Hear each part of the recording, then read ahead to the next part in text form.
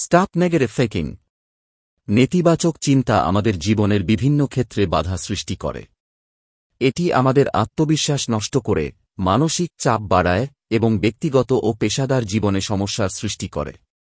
Stop negative thinking বইটি ব্যাখ্যা করে কিভাবে আমরা নেতিবাচক চিন্তাগুলি চিনতে পারি এবং সেগুলো দূর করে ইতিবাচক দৃষ্টিভঙ্গি গড়ে তুলতে পারি। অধ্যায় ১। নেতিবাচক চিন্তার প্রভাব। নেতিবাচক চিন্তা আমাদের জীবনকে বিভিন্নভাবে প্রভাবিত করে। মানসিক স্বাস্থ্য, উদ্বেগ, হতাশা এবং আত্মবিশ্বাসের অভাব সৃষ্টি করে। শারীরিক স্বাস্থ্য, উচ্চ রক্তচাপ, ঘুমের সমস্যা এবং ক্লান্তি বাড়ায়। সম্পর্ক, নেতিবাচক চিন্তার কারণে আত্মীয় স্বজন ও বন্ধুদের সাথে দূরত্ব তৈরি হয়। কর্মজীবন, সৃষ্টিশীলতা এবং সমস্যার সমাধানের দক্ষতা কমিয়ে দেয়। অধ্যায় ২। নেতিবাচক চিন্তার কারণ। নেতিবাচক চিন্তার বিভিন্ন কারণ রয়েছে। অতীতের অভিজ্ঞতা, ব্যর্থতা, অপমান বা খারাপ অভিজ্ঞতা নেতিবাচক মনোভাব তৈরি করতে পারে।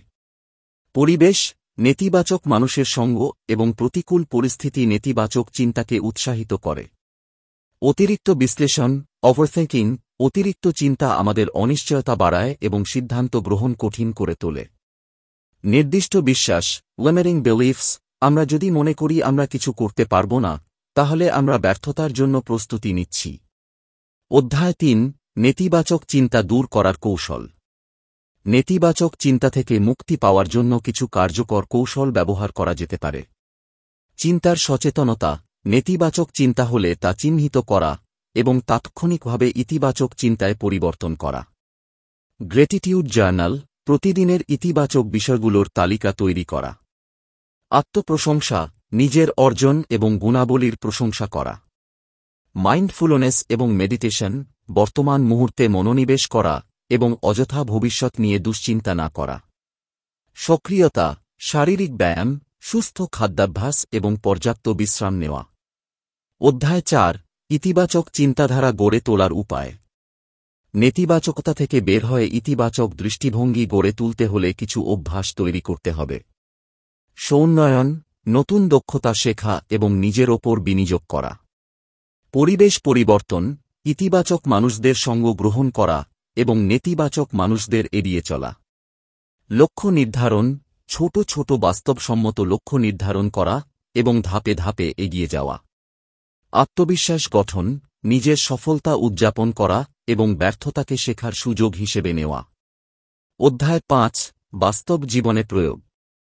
নেতিবাচক চিন্তা দূর করতে হলে আমাদের দৈনন্দিন জীবনে কিছু পরিবর্তন আনতে হবে। সকালের ইতিবাচক রুটিন, দিন শুরু করা ধ্যান, ব্যায়াম এবং কৃতজ্ঞতা প্রকাশের মাধ্যমে। নেতিবাচক সংলাপ বন্ধ করা, নিজের সাথে ইতিবাচক কথা বলা এবং নেতিবাচক শব্দ এড়ানো। নতুন অভ্যাস তৈরি করা, নিয়মিত পাঠ্যাভ্যাস গড়ে তোলা এবং শিক্ষণীয় সামগ্রী পড়া। সামাজিক সংযোগ, ইতিবাচক সম্পর্ক বজায় রাখা এবং অনুপ্রেরণামূলক মানুষের সাথে সময় কাটানো। নেতিবাচক চিন্তা আমাদের জীবনের প্রতিটি ক্ষেত্রে প্রভাব ফেলে, তবে এটি দূর করা সম্ভব। সচেতনতা, ইতিবাচক অভ্যাস গড়ে তোলা এবং আত্ম-উন্নয়নের মাধ্যমে আমরা নেতিবাচকতার শৃঙ্খল ভেঙে আত্মবিশ্বাসী এবং সফল জীবন গড়তে পারি। আর ভালো ভালো ভিডিও পেতে জিরো লাইফ চ্যানেলটি লাইক এবং সাবস্ক্রাইব করে রাখুন।